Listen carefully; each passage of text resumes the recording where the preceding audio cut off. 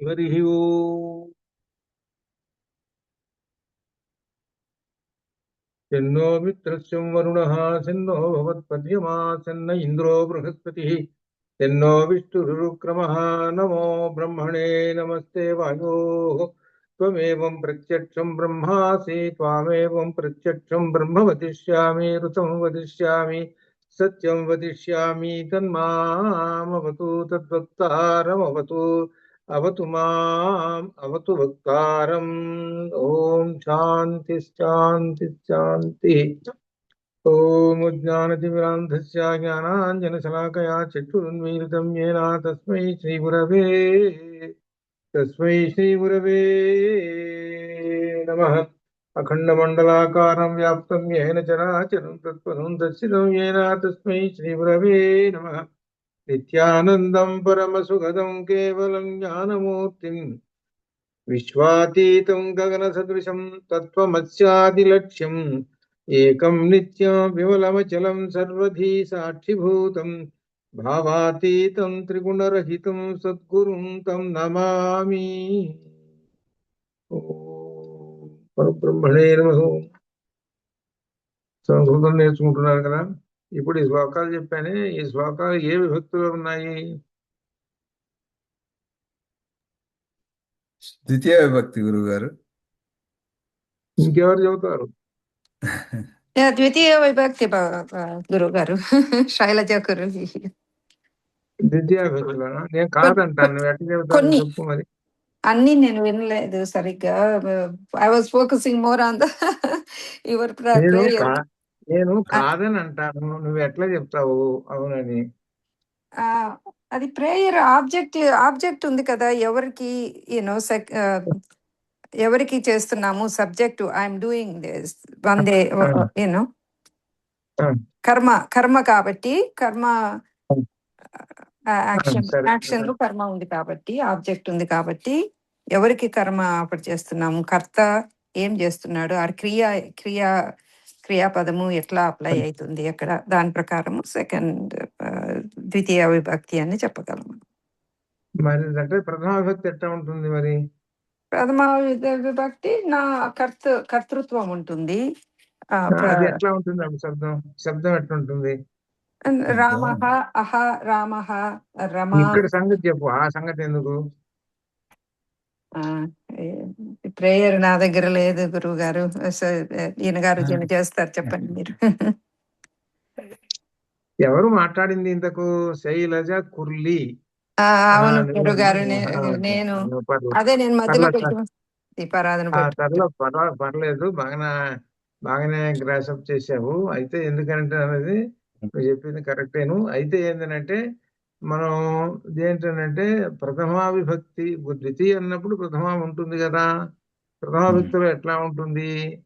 విభక్తులు ఏం నేర్చుకున్నారు? జ్ఞేభ్యాంభ్యస్ టాభ్యాంభ్యస్ జ్ఞేభ్యాభ్యస్ అని ఈ విధంగా 7 విభక్తులు నేర్చుకున్నారు. కానీ ఎందుకంటే మనం చదువుకునే దీనిలో గురు స్థుతులు, ఏదైనా దేవతా స్థుతులు కానీ ఎవరైనా స్థుతుల్లో అన్ని ద్వితీయ విభక్తిలో ఉంటాయి.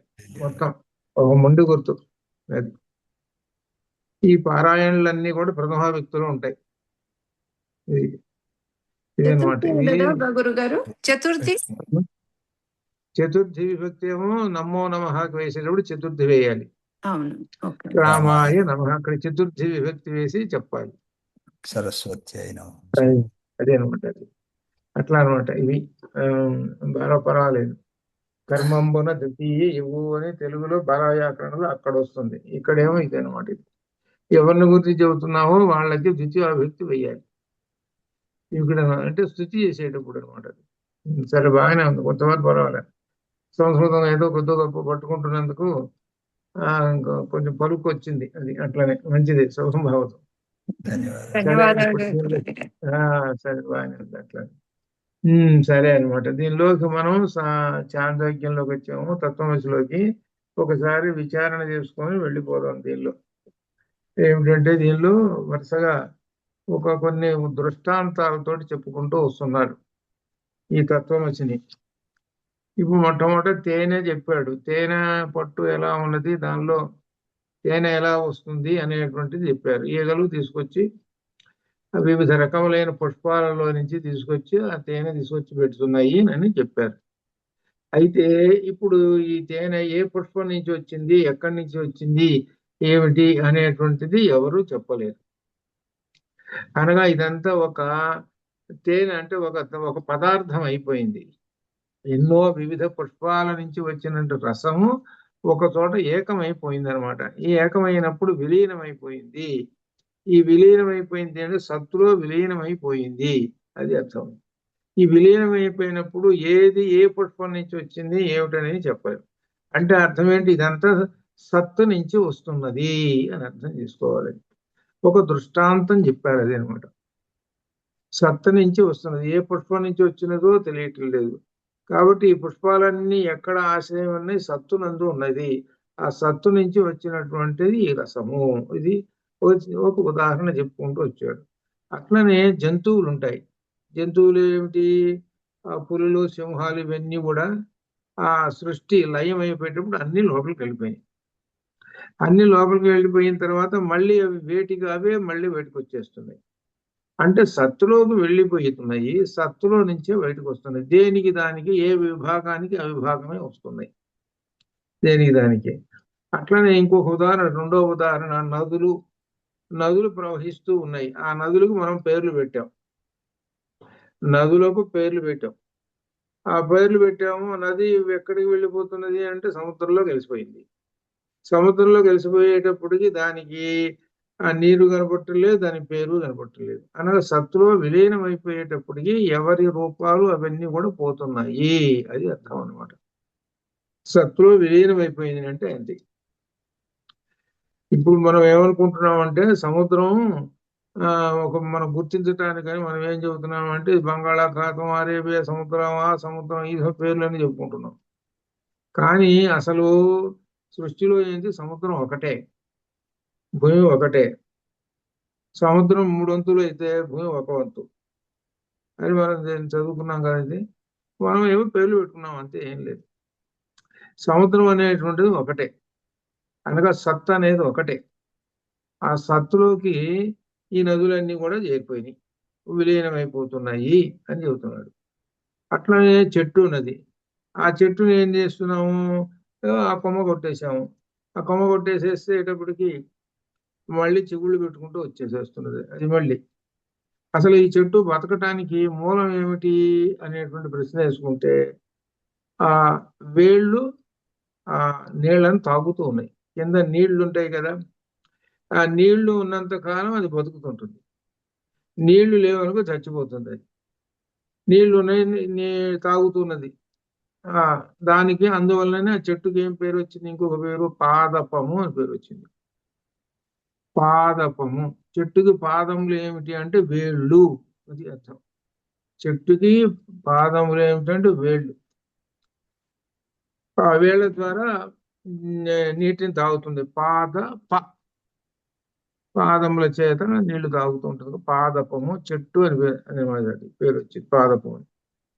ఆ నీళ్లు తాగినంతసేపు అది చెట్టు కొమ్మలు కొట్టేసినా కానీ మళ్ళీ చిగుళ్ళు పెట్టుకుంటూనే వస్తున్నది. దీనికి మూలాధారం ఏమిటి అంటే సత్ అనేటువంటిది ఉన్నది, ప్రాణాధారం, ఆ జలం అనమాట. అయితే ఈ జలం అనేది పోయింది. ఈ చెట్టును కొమ్మ ఒక్కొక్కటి కొట్టేసినట్టు మొత్తం పోయింది, శుభ్రంగా అంతా పోయింది. ఇది అనగా దీని ప్రాణాధారం అంతా పోయింది, చెట్టు అంతా ఎండిపోయింది. ఎట్లా అనమాట, ఇట్లా అట్లా ఈ విధంగా ఎండిపోతుంది. అట్లనే జీవుడు కూడా ఉన్నంత కాలం ఏమిటంటే సత్తు ఉన్నంత కాలం, వాడికి ఆధారం ఉన్నంత కాలం ఉంటాడు. లేకపోతే ఎప్పుడైతే ఆధారం పోయిందో, సత్తు పోయిందో, ఇక ఇంతే సంగతులు, వాడు పోతాడు. అందుకని ఏమిటంటే అన్నిటికీ ఆధారం ఏమిటంటే సత్ అనేటువంటిది ఒక ఆధారం ఉన్నది అని చెబుతున్నాడు. ఆ సత్ అనే ఆధారంలోనే అన్ని లీనం కావటం కానీ రావటం కానీ అంతా జరుగుతుంది సత్తులో నుంచే. అది ఆ సత్తునే ఏం చెబుతున్నాడు, పరమాత్మ అనే పేరుతో చెబుతుంటాడు. అది ఇంకొక ఉదాహరణ మర్రి విత్తనం. ఆ మర్రి విత్తనం తీసుకొచ్చాడు. ఆ మర్రి విత్తనం కొట్టి చూడవైరా అని చూస్తే ఏం కనపడలేదు. కానీ ఆ మర్రి విత్తనంలో నుంచి అంటే సూక్ష్మంలో నుంచి స్థూలం, అది అర్థం. సూక్ష్మం నీ కంటికి కనపట్టలేదు కూడా, అంత అణువు మాదిరిగా ఉన్నది ఏది, దాని విత్తనం. అటువంటిది స్థూల రూపం పొందింది. ఇది నీకు కనబట్టలేదు అక్కడ అణువు, అది స్థూల రూపం పొందింది. ఈ సూక్ష్మంగా ఉన్నది ఏమిటి అంటే అదే సత్తు, అదే సత్తు అనమాట. అంటే ఆ సత్తును ఏం చెప్పారు మనకి? అణువు అని చెప్పారు. ఇదిగో దీన్నే మనకు లలితలో కానీ వీటిలో పరమాణువు అనేటువంటి మాట వచ్చింది కదా, అది అనమాట. అణు అంత ఉన్నాడు, లేక పరమాణు ఏదైనా ఒకటే, అంత ఉన్నాడు సత్తు అని చెబుతున్నాడు. అది అంతటి సత్తులోనే ఎంతటి బ్రహ్మాండం ఉందో చూసుకోండి. ఆ సత్తే సూక్ష్మంగా ఉంటాడు, బ్రహ్మాండం అంతా నిండి ఉంటాడు. ఈ బ్రహ్మాండం అంతా నిండి ఉన్నాడు సత్తు. అటువంటి సత్తు సూక్ష్మ రూపంలో మన శరీరంలో ఈ నాభి పైన వితశ్చాంతే నాభ్యాం ఉపరితిష్టతి, అక్కడ ఉన్నాడు సత్తు, పరమాత్మ ఉన్నాడు. అదే నారాయణ సూక్తంలో అది చెబుతున్నాడు. సూక్ష్మ రూపంలో ఇదిగో మనలో ఉన్నాడు. బృహత్ రూపంలో మొత్తం ఈ బ్రహ్మాండం అంతా నిండి ఉన్నాడు కనుకనే ఈ చరాచర జగత్తు మొత్తం నడుస్తూ ఉన్నది. అది అర్థం. మనలో అణువంత ఉన్నాడు కనుకనే మనం నడుస్తున్నాం, తింటున్నాం, తిరుగుతున్నాం. ఇది ఈ జగత్తులో అంతా నిండి ఉన్నాడు కాబట్టి ఇదిగో జగత్తు ఇట్లా ప్రకాశిస్తూ ఉన్నది. ఈ జగత్తులో ఉన్నటువంటి మొత్తం ఏమిటంటే ఏవైతే గ్రహాలు, నక్షత్రాలు, సూర్యుడు, చంద్రుడు అందరూ కూడా ప్రకాశిస్తూ ఉన్నారు. అది ఎట్లా, అదే అనమాట. ఈ విధంగా స్థూలంగా ఉంటాడు ఆ పరమాత్మ. ఇంకా అయిన తర్వాత ఇంకో ఉదాహరణ చెబుతున్నాడు. పరమాత్మ సర్వత్రా ఉన్నాడు అని చెప్పడానికి ఒక ఉదాహరణ చెబుతున్నాడు. ఉప్పు తీసుకురా, ఉప్పు కణికలు ఉప్పు నీళ్ళల్లో బాగా కరిగిపోయినాయి. కరిగిపోయిన తర్వాత మర్నాడు ఆ ఉప్పు ఆ నీళ్ళని ఆ మూల కాసిని ఆ మూల కాసిని ఆ మూల కాసిని నోట్లో వేసుకొని చూడు. చూస్తే ఎలా ఉన్నాయి? ఉప్పంగానే ఉన్నాయి. మధ్యలో కూడా చూడు, ఇంకా నీకు సందేహం ఎందుకు? అంత అట్లనే ఉన్నాయండి. అంటే అర్థం ఏంటి? సర్వత్రా ఉప్పు. అలానే ఇక్కడ విశేషం నిత్యము అనగా సర్వత్రా ఆ పరమాత్మ నిత్యంగా ఉన్నాడు. అది ఆ మూలన ఉప్పు లేదు, ఈ మూలన ఉప్పు లేదు అని అంటానికి వీల్లేదుగా. అక్కడ ఉప్పు ఉంది, ఇక్కడ ఉప్పు ఉంది ఆ నీళ్ళల్లో. అంటే ఏంటంటే శాశ్వతంగా నిత్యంగా ఉన్నాడు పరమాత్మ అంతటా అని చెప్పడానికి ఉప్పు కణికలు తీసుకొచ్చి పెట్టి చెప్తున్నాడు అట్లా అనమాట.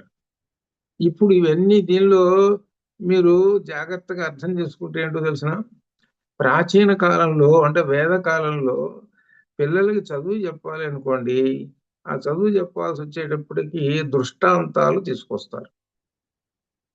దృష్టాంతాలంటే కొన్ని ఉపమానాలు. అట్లనే ఇప్పుడు స్కూళ్ళల్లో పనిచేసేటప్పుడు వాళ్ళకి అర్థం కావటం కోసం బోర్డు మీద బొమ్మేస్తాడు, లేకపోతే ఒక వస్తువు పట్టుకొస్తాడు. ఇప్పుడు కొత్తగా అంతే కదా, వాళ్ళకి పిల్లలు చేయాలనుకోండి, హృదయం ఎట్లా ఉంటుంది బొమ్మేస్తాడు, లేకపోతే హృదయం బొమ్మలు ప్లాస్టిక్ ఏవో తయారై ఉంటే అవి వస్తాడు. అట్లా అంటే ఏమిటనమాట ఈ చదువు చెప్పే విధానం. ఇప్పుడు అట్లనే ప్రాచీన కాలంలో వేద కాలంలో కూడా చదువు చెప్పడానికి కూడా గురువులు చూసుకో ఎంత ఉపాయం చెబుతున్నారు. ఇది దీనిలో ఉన్న రహస్యం. అది వీటిని ఏమంటారంటే పాఠాలు చెప్పేటప్పుడు వీటిని టీచింగ్ ఎయిడ్స్ అంటారు. ఉదాహరణలు తీసుకొస్తారు. ఇదిగోరా ఇండియా మ్యాప్ అని మ్యాప్ చూపిస్తాడు, లేకపోతే బోర్డు మీద గీసేస్తాడు. ఇట్లా అనమాట. అలా చేస్తే కానీ వాడికి అర్థం కాదు. అట్లనే ఇక్కడ కూడా, ఇక్కడ స్టూడెంట్ ఎవరు? కుమారుడు శ్వేతకేతువు.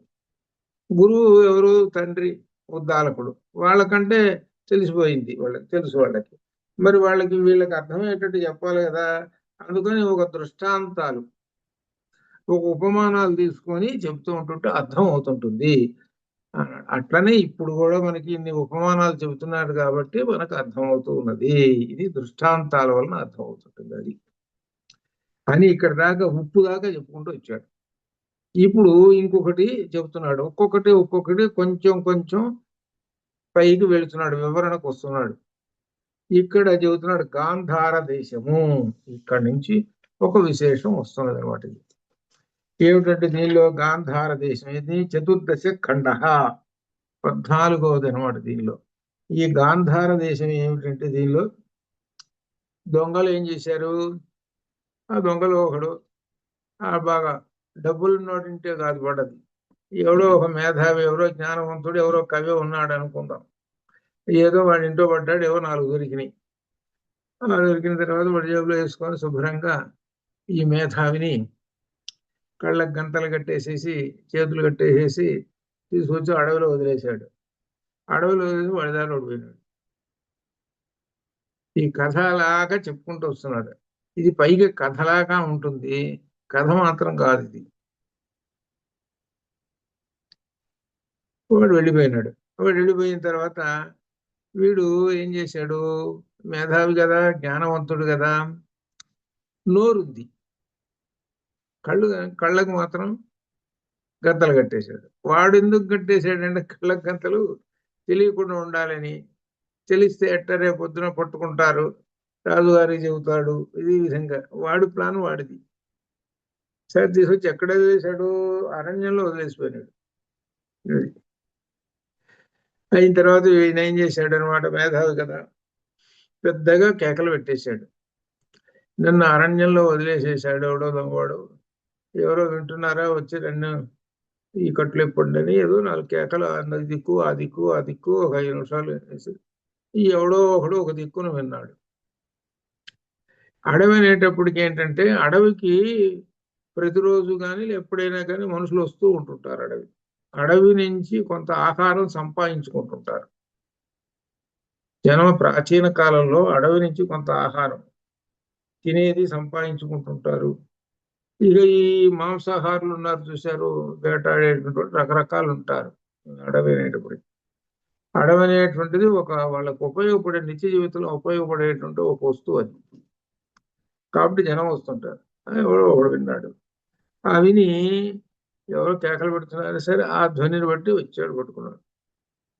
వచ్చిన తర్వాత ఈ కళ్ళ గంతలు విప్పేశాడు, ఆ చేతులు కట్టేసి విప్పేశాడు.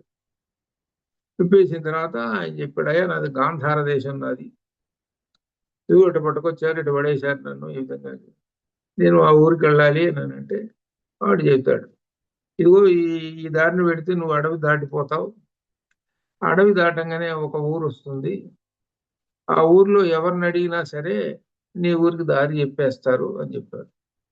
సరే వెళ్ళాడు. వెళ్ళిన తర్వాత గాంధార దేశానికండి అని అంటే వాళ్ళు చెప్పారు మార్గం, అయా ఇటు వెళ్ళు అటు వెళ్ళు. తర్వాత అందుట్లో ఏంటి, ఒక్కొక్క గ్రామం వస్తున్నది, ఒక్కొక్క గ్రామం వస్తుంది. ఆ గ్రామం వస్తుంటుంటే ఆ గ్రామాన్ని చూసుకుంటూ పోతున్నాడు. ఇక్కడ ఒక విశేషం ఉంది. ఒక్కొక్క గ్రామంలో ఏం కనబడుతున్నాయి అంటే, వెళుతుంటుంటే విషయ సుఖాలు కనబడుతున్నాయి. అంటే అర్థమైంది కదా, విషయ సుఖాలు కనబడుతున్నాయి. ఈ విషయ సుఖాలు కనబడుతున్నా కానీ తన లక్ష్యం ఏమిటి? గాంధార దేశం పోవాలి.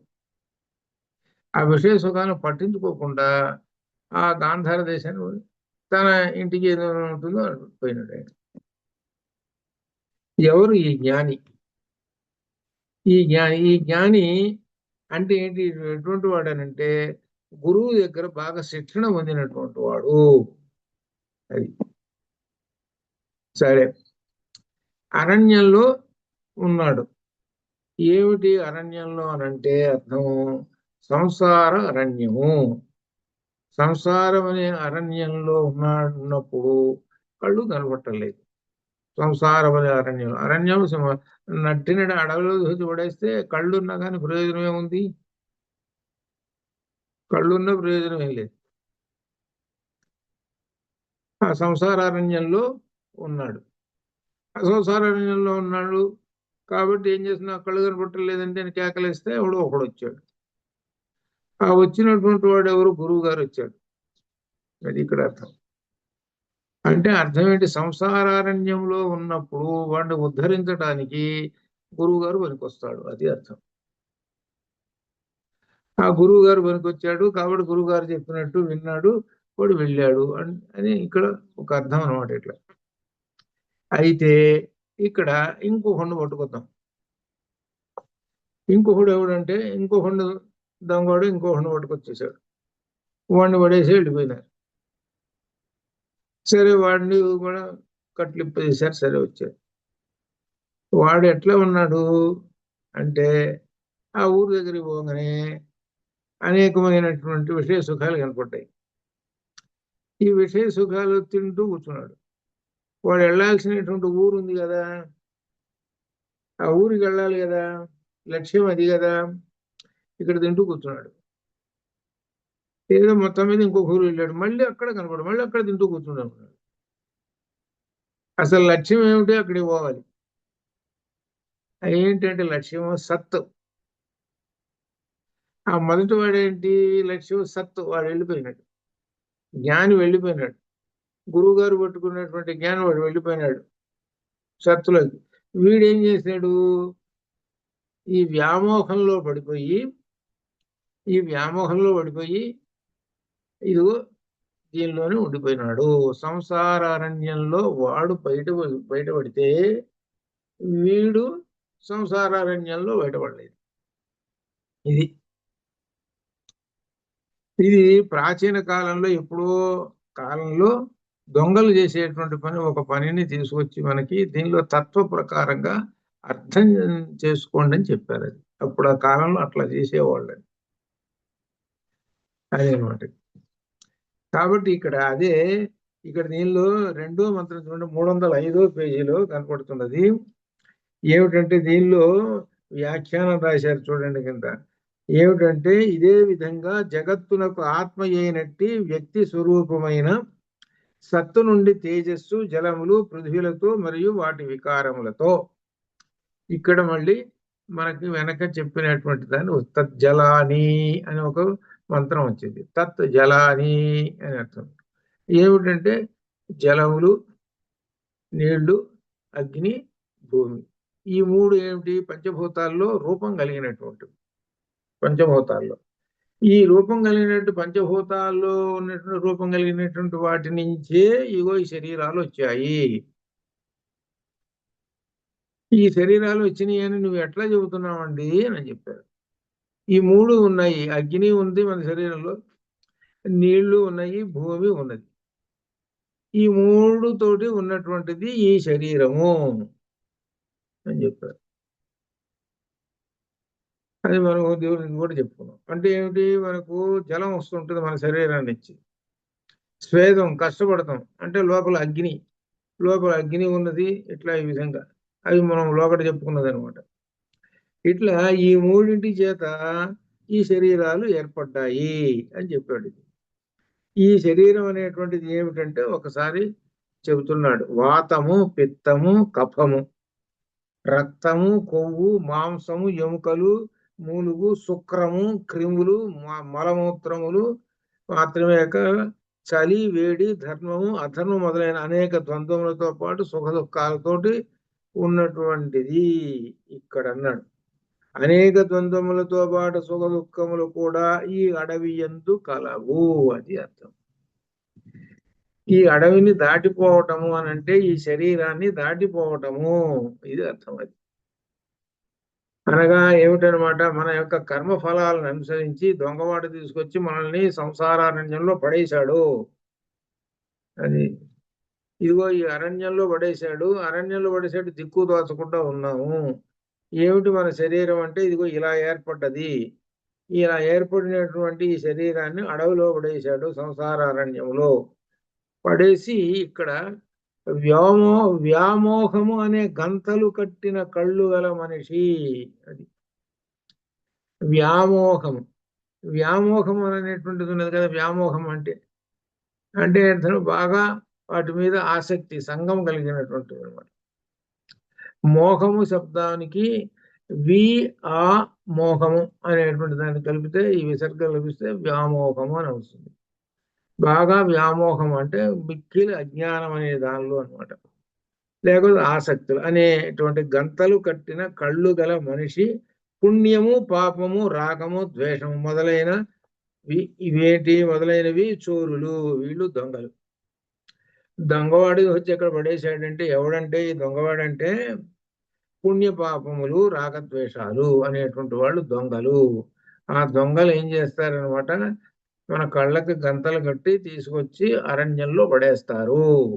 ఇప్పుడు ఇంకా మాకు కొంచెం జాగ్రత్తగా వెంటనే అర్థమైపోతుంది, చురుకుగా వెంటనే. పాపము పుణ్యము ఇవన్నీ ఇప్పుడు వ్యామోహం అంటే, ఇప్పుడు ఉదాహరణకి వ్యామోహం అంటే ఒక ఆసక్తి దాని మీద. ఏమిటనమాట, ఇదిగో నేను ఆ పని చేస్తే, ఏ యజ్ఞాలు యాగాదులు దానాలు చేస్తే నాకు అవి వస్తాయి ఇవి వస్తాయి అనేటువంటి ఒక వ్యామోహం. అది దాంతో కొంత పుణ్యం సంపాదించుకోవటం. అలానే ఇంకా వేరే పనులు కనుక చేస్తే పాపం కలుగుతుంటుంది. కొంతమంది మీద రాగము, కొంతమంది మీద ద్వేషం ఉంటుంది. ఇవన్నీ కలిసి ఏమవుతాయి అనమాట, అడవి అయిపోయింది. అనగా అడవి అంటే ఆ చోరులు దొంగలైనారండి. దొంగలంటే అర్థం ఏంటి, ఎక్కడో లేరయ్యే దొంగలు, అసలు దొంగలు మనలోనే ఉన్నారు అని చెబుతున్నారు. అది వ్యామోహమే దొంగ. నీకు వ్యామోహము ఉన్నది అని అంటే దొంగ నిన్ను పట్టుకున్నాడు అని అర్థం. ఆ దొంగ తీసుకెళ్లి నిన్ను అడవిలో పడేస్తాడు. అది వ్యామోహం పెట్టుకోకు. ఈ వ్యామోహం అనేటువంటిదే ఎంత దూరం వెళ్ళిపోతుందంటే వాడిని పడేస్తుంది. వాడిని వ్యామోహం అనేటువంటిది కళ్ళకి గంతలు కట్టుకున్నటువంటి వాడు దారి కనపడదు కదా, దారి కనపడినప్పుడు వెళుతుంటే ఎక్కడో పడతాడు. అట్లనే వ్యామోహంలో ఉన్నటువంటి వాడి వ్యామోహం బాగా దాని మీద, ఆ వస్తువు మీదనో లేకపోతే ఇదో. రావణాసురుడు ఏమైనాడు, వ్యామోహం పట్టాడు, చివరికి ఏమైనాడు, సర్వం నాశనం అయినాడు. అది అర్థం.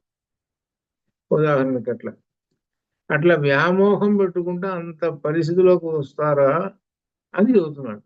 ఇదే అనమాట, తెలుసుకో అని చెబుతున్నారు. అది అందుకని ఇక్కడ ఏం చెబుతున్నారంటే, వ్యామోహం అనే గంతలు కట్టిన కళ్ళు గల మనిషి పుణ్యము పాపము రాగము ద్వేషము మొదలైనవి చోరులు వీళ్ళు అని. భార్య సంతానము మిత్రులు పశు సంపద బంధువులు ఆస్తులు మొదలైన కనబడే మరియు స్వర్గము మొదలైన కనబడని ఇంద్రియ భోగములు అనే తాళ్లతో కట్టివేయుడు. వ్యామోహము వాడిని ఎట్టబెట్టి వచ్చారు, కళ్ళకు గంతలు కట్టారు, మళ్ళీ చేతులు కూడా కట్టేశారు. ఆ చేతులు కట్టడం అంటే దీనిలో ఏం చెబుతున్నాడు, దీనిలో వీళ్ళందరూ అనమాట మిత్రులు పశు సంపద ఇవన్నీ కూడా బంధించేసేస్తారు వీడి చుట్టూ. అంటే అర్థం ఏంటి, వీడు ఎక్కడ కదలకుండా. మిత్రులు స్నేహితులు బంధువులు ఇంకా అట్లనే పశు సంపద తను సంపాదించుకున్నవి ఇవన్నీ తోటి వాడు కట్టివేయబడి ఉంటాడు. బాగా జాగ్రత్తగా ఆలోచిస్తుంటే నిజమేనట్టు అనిపిస్తుంది. మన చేతులు కట్టి వేసేసాడు ఆ దొంగ, చేతులు కూడా చేతులు కట్టివేసాడంటే అర్థం ఏంటి, మీ చేతులు ఏం చేస్తుంటే పనులు చేస్తుంటాయి మరి, అంతేగాని కర్మేంద్రియాలు చేతులు పనిచేయాలిగా మరి కళ్ళకేమో గంతలు కట్టేశాడు. అంటే చోరులు ఇంత పని చేస్తున్నారు. ఎప్పుడైతే చేతులు కట్టేసేసాడో ఇంకా ఏం నడవాలంటే, ఇప్పుడు సహజంగా చేతులు కట్టేసినటువంటి నడవమంటే ఒక రకంగా కొంచెం తేడాతోటి ఉంటుంది. శుభ్రంగా ఉన్నాయనుకో బాగా నడుస్తుంటుంటాడు. చేతులు కూడా కట్టేసేసాడు, ఏం చేయకుండా ఏం పని. ఆ చేతులు కట్టేయటం అనేటువంటిది ఏమిటంటే, ఈ సంపదలు అనేటువంటివి భార్య సంతానం ఇవన్నీ కూడా మనల్ని బంధించి వేసేస్తుంటాయి అని అర్థం. అది ఈ బంధాల నుంచి బయటికి రాలేడు.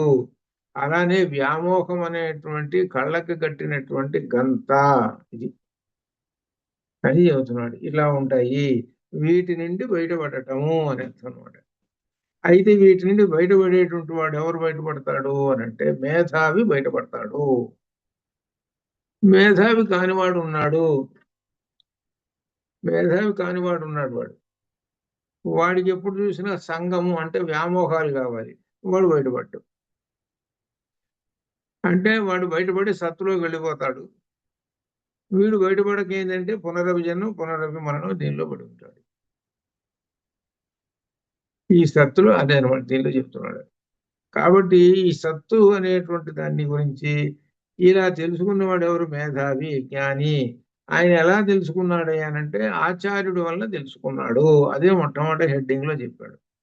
ఆచార్యుడి వలన వీడు ఈ మేధావి అయినాడు లేక జ్ఞాని. వాడు వ్యామోహంలో ఉన్నటువంటి వాడు అజ్ఞానంలో పడిపోయినాడు. వాడు ఇక్కడ రెండు తేడాలు చెబుతున్నాడు. ఏమిటంటే నీవు సత్తులోకి వెళ్ళాలి అని అంటే గురువుని పట్టుకో, లేదు వ్యామోహంలో పడి సంపదలు తోటి నేను అనుభవిస్తూ కూర్చుంటానంటావా, గురువు అక్కర్లేదు, ఏం లేదు, పునరపి జననం పునరపి మరణం, ఇంతే, ఇంక రెండోదిలే. నీవు వచ్చే జన్మలో ఎట్ట పుడతావో ఎవడు చూశాడు? ఎట్లయినా పుట్టచ్చు వచ్చే జన్మలో. నువ్వు మనిషిగా పుడతావని గ్యారంటీలు ఏం లేవు.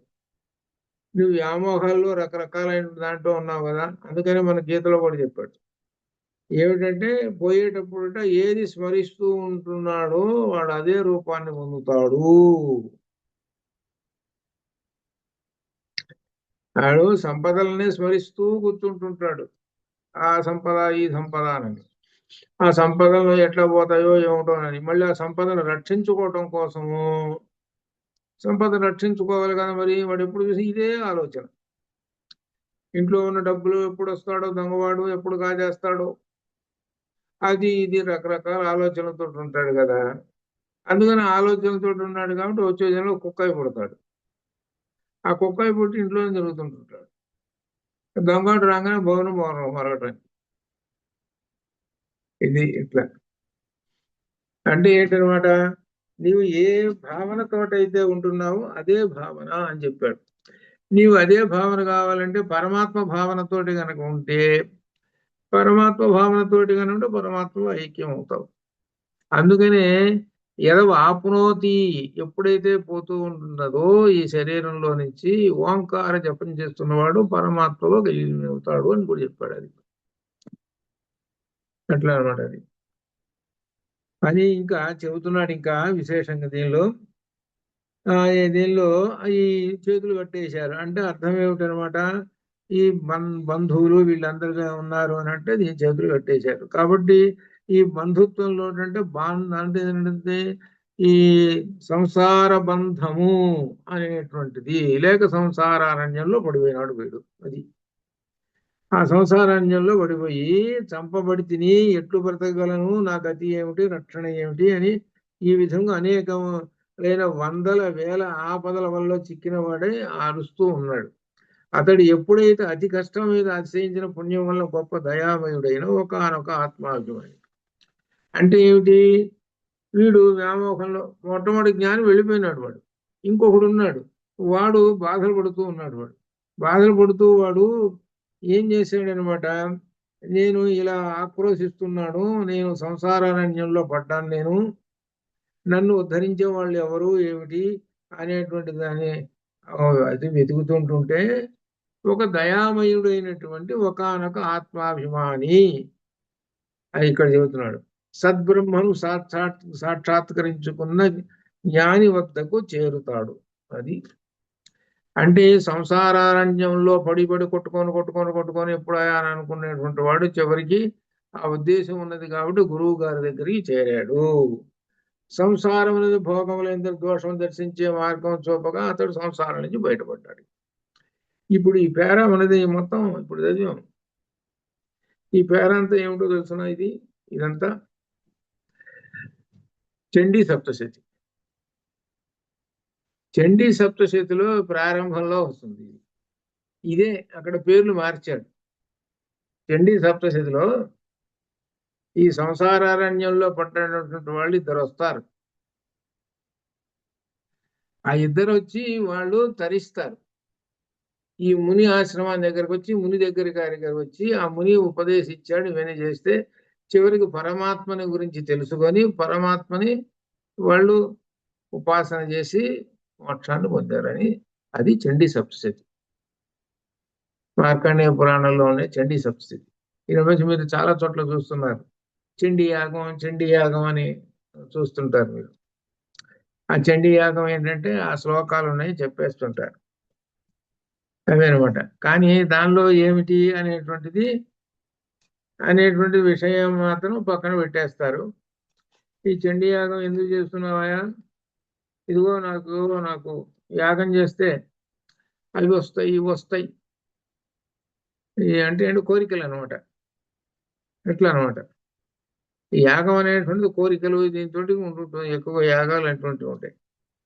ఇదే ఆలోచన లేదు. ఇన్ని కట్టయ్యే డబ్బులు 4,000 5,000 కట్టు, నువ్వు ఒక 10 మందిని 20 మందిని పోగు చేసుకుంటారు. పోగు చేసుకొని చండీ యాగం చేసేస్తుంటారు. ఇదిగో దీనివల్ల ఇది అని. ఏమయ్యా ఏంటి చండీ యాగంలో ఏముంది అని అంటే, ఏదో ఒకటి ఉందిలే, చేస్తున్నాగా, నెయ్యి పోస్తున్నాగా, సరిపోతున్నది. అది మంత్రం చదువుతున్నాగా, నెయ్యి పోస్తున్నాగా, అది ఏమిటా ఏమవుతుందా అని అంటే, నాకు పెద్ద ఉద్యోగం వస్తుంది అని ఇంకా ఇదే కోరికలే, ఇంకేది రెండోది ఇంకేం చెప్పారు. దానిలో ఉన్నది ఒకటి. ఆ తత్వాన్ని అర్థం చేసుకున్నటువంటి వాడు ఏంటి ఆ మంత్రాలు వాటిల్లో అర్థం చేసుకున్నటువంటి వాడికి సత్తులో విలీనం అవుతాడు, పరమాత్మ సాక్షాత్కారం కలుగుతుంది. అది చండీ యాగం. అది అసలు దానిలో ఉన్నది. అయితే పరమాత్మ సాక్షాత్కారం కలుగుతుంది కాబట్టి పరమాత్మ యొక్క అనుగ్రహం ఉంది అని అంటే, పరమాత్మ ఏం చెప్పాడనమాట, అనన్యా చింతయంతో ఏదైనా పరిభాషతే తేషా నిత్యాభియుక్తాన యోగక్షేమం వకామ్యహం అన్నాడు. కాబట్టి ఆయనే చూసుకుంటాడు. ఏమి ఇవ్వాలి నీకు, మోక్షం ఎప్పుడు ఇవ్వాలి, ఏమిటి నీకు ఇప్పుడు ఏమైనా కావాలన్నా, ఇవన్నీ అనేటువంటి ఆయన చూసుకుని ఆయనే ఇచ్చేస్తాడు. నీకు సంపదలు కావాలంటే సంపదలు ఇస్తాడు, ఏ టయానికి ఎప్పుడు రావాలో మోక్షం ఎప్పుడు కావాలన్నా మోక్షం ఇచ్చేస్తాడు. అన్ని ఆయన యోగక్షేమ వహామ్యం అన్నాడు ఆయన. అది అందువల్ల చెయ్యండి ముందని అన్నారు. ఆ చేసేది ఏంటో విషయం ఏంటో తెలుసుకోండి అని కూడా మనకు సత్యకామ జాబాల వృత్తాంతంలో వచ్చింది. అది తెలుసుకొని చెయ్యండి అట్లా ఈ విధంగా ఈ పేరా అంతా కూడా అదే. కాబట్టి ఈ సంసారారణ్యంలో మునిగిపోయినటువంటి వాడు ఎలా నేను బయటకు పడాలి అని అనుకుంటుంటే, ఒక దయామయుడు అయినటువంటి ఒక జ్ఞాని వలన బయటపడ్డాడు అని అర్థం అనమాట. ఎక్కడ ఏమిటి దర్శనం చేసుకున్నాడు అంటే, సత్తును దర్శనం చేసుకున్నాడు అని అర్థం చెబుతాడు. దీనిలో చెబుతాడు, నీవు ఫలానా వారి పుత్రుడు, బంధువులు గలవాడు, మొదలైన ధర్మములు కలవాడవు కావు. నువ్వు ఏమనుకుంటున్నావు, నేను ఫలానా కుమారుణ్ణి, ఫలానా ఆస్తి, ఫలానా ఊరు, ఫలానా నేను నేను నేను చెప్పుకుంటున్నావే, వాస్తవానికి కాదు. అది జాగ్రత్తగా అర్థం చేసుకుంటే తెలుస్తుంటుంది. జాగ్రత్తగా అర్థం చేసుకుంటుంటే, ఏమంటే 60 ఏళ్ళండి, షష్టి పూర్తండి, నాకు 60 సరే బాగానే ఉంది.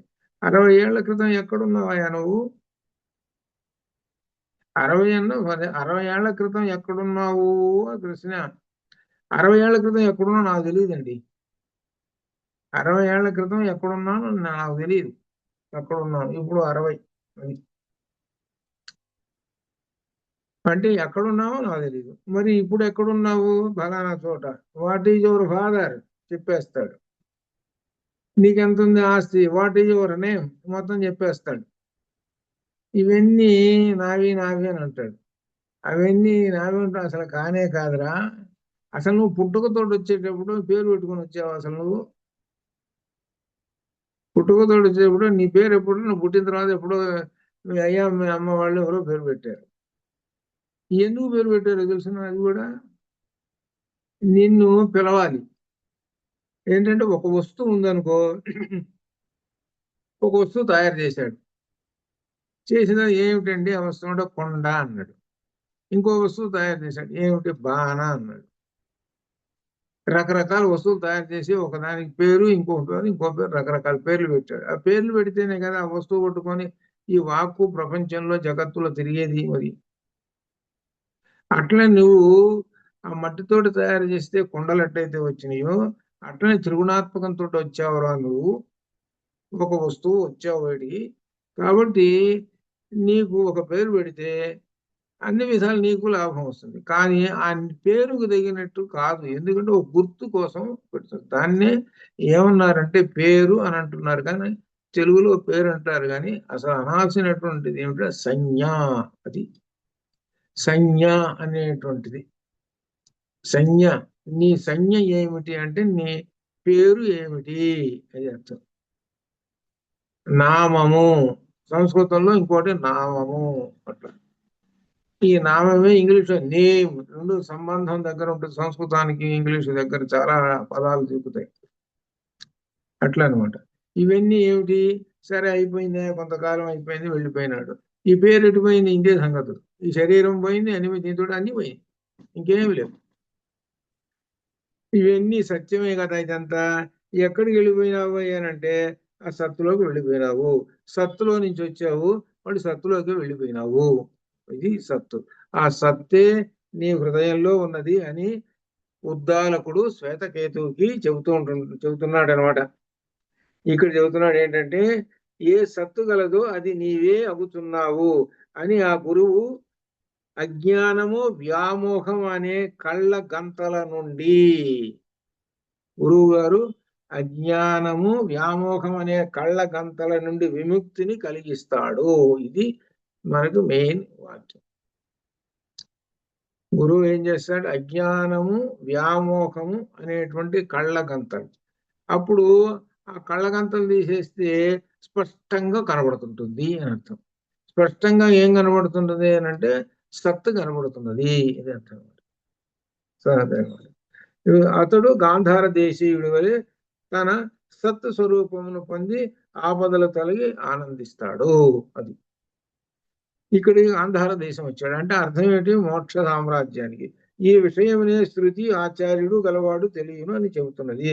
ఈ విధముగా ఆచార్యుడు గలవాడు అజ్ఞానం అనే గంతల నుండి విముక్తుడైన అట్టి వీనికి ఆ కాలము మాత్రమే విలంబము, అంతవరకే ఆలస్యము. తర్వాత కాలం గడిచిపోయేటప్పటికి ఇతనికి ఐక్యం చెందుతాడు. అది కాలం కోసం ఎదురు చూస్తూ ఉంటాడు. అంటే అర్థం ఏమిటి? ఇప్పుడు నేను పోవాలి సత్తులో కంటే కుదరదు. నేను ఇప్పుడు పోవాలి సత్తులోకి, అయ్యా పరమాత్మ నన్ను తీసుకునువు అని అంటే అదేం కుదరదు. నీకు కాలం అనేటువంటిది కొంత ఉన్నది, ఆ కాలం కంప్లీట్ కావాల్సిందే అంతే. శంకరాచార్య స్వామి వారికి 16 ఏళ్ళ దాకానే ఉన్నది అసలు. అయితే వ్యాస మహర్షి గారు వచ్చి నీకు ఇంకా 16 ఇస్తానన్నాడు. ఆ 16 తీసుకుని మొత్తం 32 అయిపోయింది, కైలాసంలో తెలిసిపోయింది. 32 అయిపోయేదాకా ఉండాలి. ఈ 32 అయిపోయేదాకా ఉండి కార్యక్రమాలన్నీ చేయాలి. అదేనమాట. అట్లా అని చెబుతూ ఆ కాలం కోసం విలంబనం ఎదురు చూడని చెప్పి విముక్తిని ఎంతవరకైతే విముక్తిని పొందడో విముక్తిని ఇంక పొందలేదు, ఆ కాలం రావాలి. నేను అనే మాట లేకుండా పొందుతాను. అదే విముక్తి పొందినప్పుడు నేననే మాట లేకుండా ఉండిపోతాడు అని చెబుతూ ఇంకా దీనిలో 2వ పేరాలో కూడా అదే విధముగా ఆత్మజ్ఞానం కలుగక ముందు గడిచిన జన్మలలో పోగు చేయబడిన కర్మలు కూడా ఉన్నవి కనుక వాటి కారణముగా వాటి ఫలములను అనుభవించడం ఈ శరీరం పడిపోగా ఇంకో శరీరము. అయితే వీడికి ఒక విశేషం ఉంది. జ్ఞానే, అంత బాగా జ్ఞానే, కానీ ఒకసారి పోలేదు. ఎక్కడికి? పరమాత్మలోకి పోలేదు. ఎందుకు పోలేదండి అని అంటారు. ఇక్కడ దీనిలో తర్వాత మన బ్రహ్మ సూత్ర భాషలో కూడా వస్తుంది ఒక చోట. ఒక పోలిక వలె చక్కగా చెబుతాడు. ఏమిటంటే నెయ్యి గిన్నె ఉందండి. ఆ నెయ్యి గిన్నెని నెయ్యి ఉంది. ఆ నెయ్యిని మనం పోసుకున్నాం, తిన్నాం, సరే. ఆ నేతికి ఇంకా జిడ్డు మాత్రం పోలేదండి. ఇది మనకు కనబడుతూనే ఉన్నది కదా. నేతికి మాత్రం జిడ్డు మాత్రం పోలా. అంటే నేతి గుణం ఉంది దానికి, ఇంకా ఆ గిన్నెకి నేతి గుణం ఉంది. అట్లనే కర్మలు ఎన్నో పోయినాయి, అన్ని నీ దగ్గర 99 పోయినాయి, ఇంకా ఒకటి మిగిలే ఉంది. ఇంకా దానికోసం నువ్వు ఎంత జ్ఞానవంతుడని మళ్ళీ పుట్టాల్సిందే. అదే అర్థమైంది. ఎంతటి జ్ఞానవంతుడని మళ్ళీ పుట్టినప్పుడు ఏంటి? ఒక పేరు తీసుకుంటావు, ఇంకా దాంతో ఇక పేరు లేదు, ఏమి లేదు, ఇక ఇంతే సంగతి. ఇంకా మళ్ళీ మోక్ష సామ్రాజ్యానికి వెళ్ళినప్పుడు ఇంతే. ఆ కర్మలు అనేటువంటివి అది పుణ్యమైనా సరే పాపమైనా సరే, ఈ కర్మలు అనేటువంటివి ఏదైనా ఏది ఉన్నా సరే అది మరలా అనుభవించుకోవడానికి మరలా నీవు రావాల్సిందేను. ఆ రావాల్సిందే ఎక్కడికి రావాలి? అనుభవించడానికి భూమి మీదకే రావాలి. అది ఎందుకంటే ఈ భూమి పంచభూతాత్మకమైనటువంటిది. భూమిలో మిగిలిన 4 కూడా ఉన్నాయి. పంచభూతాలు కదా, 5 కదా. 5లో 5వది చివరిది ఏది? భూమి. ఈ భూమి పైన 4 కూడా దీనిలో ఉన్నాయి. అదే పంచీకరణం. కాబట్టి అనుభవించడానికి నువ్వు రావాల్సిందే. కొద్ది చిన్నదేనండి, ఆ చిన్నదైనా సరే దాని తగ్గట్టు ఎంతకాలం తూకం చూస్తారు. ఏంటి, ఈ చిన్న కర్మని ఎంతకాలం అనుభవించాలి వీడు, ఒక 30 సార్లు 20 సార్లు అంతవరకే బ్రహ్మదేవుడు ఇచ్చేసేసి, అరే నువ్వు 30 సంవత్సరాలు అయ్యేదాకా ఉండి అనుభవించి రారా బయటికి, అది అనుభవించి వస్తాడు. ఆ కర్మ పెద్దది, 80 అనుభవించు, ఎటువంటి మంచి కర్మైనా అనుభవించు. అది అది దాన్ని బట్టి మన తూకాన్ని బట్టే ఉంటాయి ఇవన్నీ, మనం చేసుకునేటువంటి పుణ్యాలను బట్టి దీన్ని బట్టి మన జన్మలు కూడా ఉంటాయి అని చెబుతారు. అది అని చెబుతూ ఇక జ్ఞానం కలిగిన పిదప జ్ఞాని జీవించి ఉన్నంత వరకు విహితములు మరియు ప్రతిషిద్ధములు అవు కర్మలను చేస్తూనే ఉంటాడు. అంటే ఏంటి, విహితమైన కర్మలు ఇవో ఇది చెయ్యాలి అనేటువంటి కర్మల్ని చెబుతున్నప్పుడు చేస్తూ ఉండాలి అవి. అయితే కొంతమంది ప్రతిషిద్ధమైనటువంటి కర్మలు కూడా చేస్తుంటారు. విహితములు ప్రతిషిద్ధములు అంటే దానికి అనుబంధములని చెప్పుకోవాలి, వ్యతిరేకాలని కాదు. అని ఇక్కడ వ్యతిరేకమైనటువంటి కర్మలు కాకుండా అవి ప్రతిషిద్ధములు అవి కర్మలను చేస్తూనే ఉంటాడు. కావున వాటి ఫలమును అనుభవించడానికి తప్పనిసరిగా ఇంకో దేహం తీసుకుంటాడు. ఆ దేహం వలన కర్మలు, ఆ కర్మల వలన ఇంకో దేహం, ఇక్కడ వరుసగా ఇంకా వెళ్ళిపోతూనే ఉంటాడు దేహాల్లోకి. ఎన్ని దేహాలు ఉన్నాయో చెప్పలేము, 84 లక్షల రకాల దేహాలు ఉన్నాయి. ఏ దేహంలోకి వెళ్ళిపోతుంటాడో చెప్పలేము. అది ఈ విధంగా రకరకాల దేహాలలోకి వెళ్ళిపోతుంటాడు. కాబట్టి ఇలా ఉన్నాడంటే ఇంకెక్కడున్నాడు, ఎప్పటికొస్తాడో సత్తు దగ్గరికి, ఎన్ని లక్షల యుగాలు గడవాలనో వీడు వచ్చేటప్పుడు ఎంతో మైనస్ లో ఉన్నాడు వీడు, ప్లస్ లోకి రావాలి వీడు. ఈ ప్లస్ లోకి రావాలి అని అంటే ఇక్కడ చెబుతున్నాడు జ్ఞానము అనేటువంటిది పట్టుకోవాలి. జ్ఞానం అనేది పట్టుకోవాలి అంటే గురువుని పట్టుకోవాలి, గురువుని పట్టుకుంటే కానీ జ్ఞానం రాదు. జ్ఞానం వల్లనే ప్లస్ లోకి వస్తాడు. అంటే ఉన్నతమైనటువంటి ఈ రూపాలు, ఉన్నతమైనటువంటి జన్మలు అని అర్థం. ఉన్నతమైన జన్మల ద్వారానే ఉన్నత అట్లా వరుసగా ఒక్కొక్క మెట్టు ఎక్కుతూ ఉంటాడు. అందుకనే ఈ అర్థం పెట్టుకొని కొండల మీద గుళ్ళు కట్టారు. కొండల మీద గుళ్ళు కట్టారంటే అర్థం ఒక్కొక్క మెట్టు ఎక్కితే కదరా అక్కడ దేవుడు కనబడేది. అట్లే నువ్వు జ్ఞానం అనేటువంటి మెట్టుని ఎక్కుతూ ఉంటుంటేనే కానీ అడుగు ఆయన కనపడాడు. అందుకోసం అనమాట. అందుకని ఆ జ్ఞానం అనేటువంటి మెట్టు ఎక్కుతుంటుంటేనే ఆయన అర్థం అనమాట. ఇది అని ఈ విధంగా చెబుతూ ఇంకా చివరిలో ఆ కర్మల ఫలమును అనుభవించుటకై బ్రహ్మవేత్తకు శరీరము పడిపోయిన పిదప ఇంకో శరీరం ఆరంభమగునని ఏదైతే చెప్పబడినదో ఈ వాదము తప్పు. బ్రహ్మవేత్తకు మాత్రం ఉండదు అని చెబుతున్నాడు. బ్రహ్మవేత్తకు మాత్రం మరలా జన్మ అనేటువంటిది ఉండదు అనేటువంటి మాట చెబుతున్నాడు ఇక్కడ అనమాట. ఇది విశేషం. అని ఈ విధంగా దీన్ని చెబుతూ చివరికి పేరాలో చెబుతున్నాడు, ఇందువల్ల బ్రహ్మవేత్తకు జీవించుట, పనులను చేయుట మొదలగు వాటి యందు ప్రయోజనం లేకున్నను విడిచిపెట్టబడిన బాణము వలె ఫలము నీయనారంభించిన కర్మల ఫలమును అనుభవించక తప్పదు. అంటే ఎంతటి వాడైనా సరే కర్మ ఉన్నంత వరకు అనుభవించి తీరవలసినదే. ఆ కర్మ అనుభవించడం కోసమే దేహము నుండి విముక్తుడు కాడు. అది కర్మ ఉన్నంత కాలము దేహాన్ని పొందాల్సిందేను అని చెబుతూ, ఎంతటి వాడైనా సరే అంతవరకు అని చెబుతూ, దీనికి విలంబము అని చెప్పిన వచనం యుక్తియుక్తం. అంటే విలంబం అంటే కాలం, ఇంతకాలం అనుభవించాల్సిందేను వీడు. కావున పైన చెప్పిన దోషముల ఉద్భావనము అసంగతము. జ్ఞానము ఉదయించిన తరువాత కూడా బ్రహ్మవేత్తు కర్మ సంబంధము ఉండదు అని బ్రహ్మయందు నిష్ట గలవాడు అమృతత్వం పొందదు. అప్పుడు మనకు గీతలో వచ్చింది ఏంటంటే బ్రాహ్మణో దీనిలో బ్రహ్మ ప్రతిష్టాహం అనేది వచ్చింది. అది కాక బ్రహ్మణో హి ప్రతిష్టాహం అమృతస్య వ్యయస్య చ శాశ్వతస్య చ ధర్మస్య. శాశ్వత అవ్యయస్య అక్కడ అది అదేనమాట.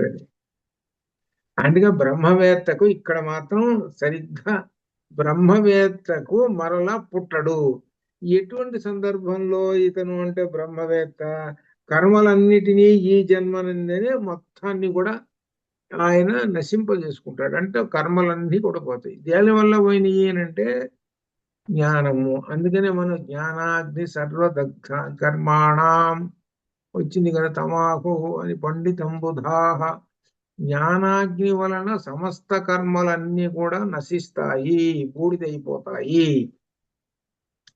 అంటే దానికి ఉదాహరణ చెప్పాడు. పెద్ద కట్టె ఉంది అనుకోండి, దానికి తగలబడిపోయింది అనుకోండి, ఆ కట్టె బరువు చూస్తే ఒక 10 టన్నులు ఉంటే చివరికి తగలబడ్డ తర్వాత అది వచ్చేటప్పటికల్లా 1 కిలో కూడా దిగుతుంది. అంటే ఇదంతా ఏమైపోయింది అని అర్థం. ఆ కర్మ అంతా ఏమైపోయింది, మొత్తం తగలబడిపోయింది అని అర్థం. దేనిలో తగలబడిపోయింది? దీనిలో అంటే అగ్నిలో తగలబడింది. ఏంటి యజ్ఞం అంటే? ఇది జ్ఞానాగ్ని. కాబట్టి జ్ఞానాగ్ని వల్ల కర్మలన్నీ నశిస్తాయి. అప్పుడు అతడు బ్రహ్మవేత్త అమృతత్వాన్ని పొందుతాడు, అనగా జీవన్ముక్తి పొందుతాడు అని చెప్పాడు. అని చెప్పిన తర్వాత చెప్పి ఆ సత్ ఎవరంటే నీవేను అని ఉద్దాలకుడు శ్వేతకేతుతోటి చెబుతుంటుంటే మళ్ళీ మొదలుపెట్టాడు. మనవాడు మళ్ళీ మొదలుపెట్టాడు. భూయ ఏవా మళ్ళీ మొదలుపెట్టాడు. ఇప్పుడు ఎన్ని చెప్పాడంటే గాంధార దేశం దీంతో 6 ఉదాహరణలు చెప్పాడు. ఇక మళ్ళీ భూయ ఏవా మళ్ళీ నాకు అర్థమయ్యేటట్టు చెప్పండి అని మొదలు పెట్టేశాడు. మొదలు పెట్టేసినప్పటికీ అప్పుడు తత్వమసి అని చెబుతూ ఉన్నాడు. దీనిలో ఏం చెబుతున్నాడంటే మళ్ళీ చెప్పండి అనేటప్పటికి ఉదాహరణ ఒకటి చెబుతున్నాడు. ఏమిటంటే ఉదాహరణ, ఈ జ్వరాదులతో తప్పిస్తున్న మనిషిని బంధువులు చుట్టూ చేరి అతన్ని చూస్తూ ఉంటుంటారు. నన్ను గుర్తుపడుతున్నావా? సరే, వీడి చివరి రోజుల్లో ఉన్నాడు. వీడు వస్తారు బంధువులు, అసలు ఎలా ఉన్నాడో వీడి సంగతి చూద్దామని వస్తుంటారు. ఎవరే నేనేమనరా అంటే వాడు గుర్తుపడుతున్నాడు అనుకో, నువ్వు సరే ఫలానా ఫలానా. ఏం గుర్తుపట్టడం లేదనుకో, ఏం చెప్పడం లేదనుకో, సరే వీడు ఇంకా ప్రయాణంలో ఉన్నాడు అని అందరూ అర్థం చేసుకుంటారు. ఇది మనకు కనపడుతున్నటువంటి విషయం, అది చెబుతున్నాడు అని. ఎంతవరకు అయితే వాని వాకింద్రియం మనస్సునందు ఎలా చెబుతున్నాడంటే ఒక్కొక్కడు ఒక్కొక్కటి ఎలా విలీనం అవుతుందో చెబుతుంటాడు. వాక్కు అంటే మాట, ఆ మాట పడిపోతుంది అని అర్థం. అది మాట రాదు అని అర్థం. ఈ వాక్కు రాదంటే ఎక్కడ విలీనమైపోయింది అని అంటే మనస్సులో విలీనమైపోయింది. మనస్సు ఎక్కడ విలీనమైపోయింది అని అంటే ప్రాణంలో విలీనం. ప్రాణము తేజస్సులో, తేజస్సు పరదేవత యందు అని ఈ విధంగా ఒక్కొక్కటి ఒక్కొక్క మెట్టు ఎక్కుతూ పోతున్నది. ఆ లోపల విలీనం అయిపోతూ ఉన్నది అనమాట. ఇది విలీనం అయిపోయిన తర్వాత ఇంకేం గుర్తుపడతాడు? ఏం గుర్తుపట్టాడు. చెవులా వినపట్టలేదు, కళ్ళ కనపట్టలేదు, ఏమీ గుర్తుపట్టేది. అన్ని విలీనం అయిపోయినాయి. దేనిలో? సత్తులో విలీనం అయిపోయినాయి. ఇది ఈ సత్తులో విలీనమైంది. ఆ సంగతి చెబుతున్నాడు. ఈ మరణించబోయే ఆ మనిషి యొక్క వాగింద్రియం ఎంతవరకైతే మనస్సునందు విలీనము కాదు, మనస్సు ప్రాణంలో నిలిచడం కాదు, అంతవరకు ఈ వాక్యం ఇది వరలో విడుచు అంటే అంతవరకు విడుకొచ్చుకుంటాడు, గుర్తుపడుతూ ఉంటుంటాడు. అది ఎప్పుడైతే విలీనమైపోతున్నదో గుర్తుపట్టలేడు. ఇది దీని గురించి ఏం చెబుతున్నాడు? అజ్ఞాని సంసారి ఏ క్రమంలో మరణించునో, ఇది అజ్ఞానియకు సంసారి ఏ క్రమంలో మరణించునో, ఒకటి ఆత్మజ్ఞాని సత్తునందు విలీనమై ఐక్యమయ్యే క్రమం కూడా అది ఏ. ఇక్కడ విశేషం చెబుతున్నాడు. ఈ సంసారి ఉన్నాడు, వీడు అజ్ఞాని. వీడి సంగతి కొబ్బరి చిప్పలు తెచ్చుకునేవాడు వీడు. అదేనమాట. గుడి పోయేది కొబ్బరి చిప్ప తెచ్చుకునేటువంటి వాడు. కొబ్బరి చిప్ప కోసం కూర్చుంటాడు వీడు. కనుక తిండి అనమాట ఇది. అది ఊరికనే వస్తుంది అనమాట. అది అదే ఇట్లా అంటే దీన్ని బట్టి ఇక మనం ఊహించుకోవచ్చు వాడి యొక్క జ్ఞానం ఎంతవరకు ఉన్నదో ఏమిటో. భగవద్గీత చెబుతారా అంటే అమ్మో భగవద్గీత చెబుతావా? కాదులేండి, అజ్ఞాని. అదనమాట. అర్థం కాదు. ఇక మనం ఉదాహరణలు చెప్పుకోవాలంటే అజ్ఞాని గురించి అనేకం చెప్పుకోవచ్చు. మనకు అన్ని ఎంతమంది కనబడుతుంటారో చెప్పలేం. వాడు ఎట్టబోతాడో చెబుతున్నాడు. బ్రహ్మజ్ఞాని ఎట్లా పోతాడో చెబుతున్నాడు. బ్రహ్మజ్ఞాని సుఖంగా వెళ్ళిపోతుంటాడు. ఇంకా బ్రహ్మజ్ఞాని చెప్తాడు, నేను ఇక ప్రారంభమైంది, ఇక నేను పరమాత్మ దర్శనానికి పోతున్నానని ఆ ధ్యానంలోకి వెళ్ళిపోతాడు బ్రహ్మజ్ఞాని. వీడెట్ట కాదు. వీడు ఎట్ట ముందు మంచాన పడతాడు. వీడు మంచాన పడతాడంటే ప్రస్తుత కాలంలో ఇంట్లలో మంచాలు ఇవన్నీ పోయిగా తీసుకెళ్లి హాస్పిటల్లో వారేస్తారు. ప్రస్తుత కాలం జరుగుతున్నటువంటి హాస్పిటల్ వారేను వాడు సంతోషిస్తుంటాడు. హాస్పిటల్ అబ్బా 10 లక్షలు వచ్చినాయిరా నాకని తీసుకెళ్లి వాడిని పెట్టి ఏదో ఉంటాయి మామూలు చేసేస్తారు. అందుకని దానిలో